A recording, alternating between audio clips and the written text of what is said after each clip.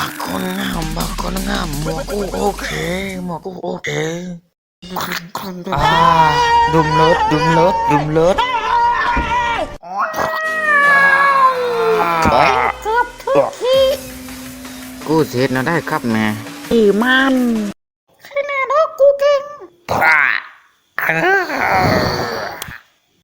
หัวสมูทถือขี้สุดท้ายลุมรถมาเฮ็ดกูอีกโอ้ยเนาะโอ้ย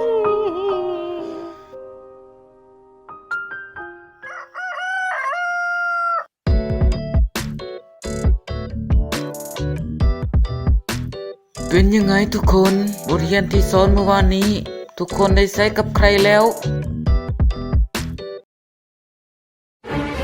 บักสุสะมึงตอบมึงดูนอสว่านี่ผมขี่รถกับบักคนงามผมก็เลยเฮ็ดหมวกโอเคครับคุณครูและขน่อยก็ยังเจอโอเคแมนตกลงฮะมันบ่ใส่ตกลงแนวนั้นมันตกลงแนวนี้ตั้งหากเล่าอาจารย์คือขี้แอกแท้โอ้คิดว่าแค่แมนตกลงซะดอกหลายวันผ่านไป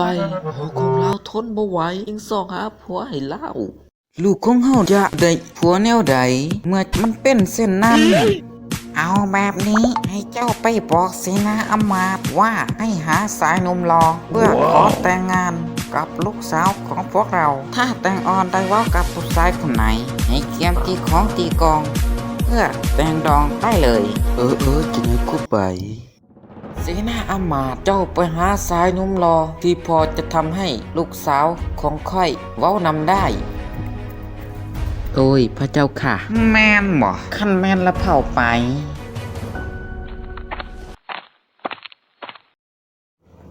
เดี๋ยวค่อยมาแล้วไปเขาไปทางไหน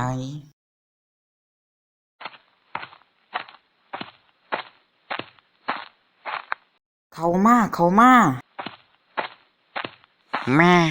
นี่มันแม่นผู้ใดนี่มันคือบ่ว่าจะไม่กูตบมันไหน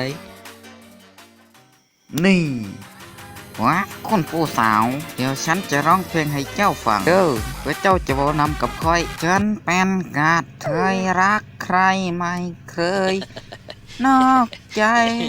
ว้ายฮะจุบ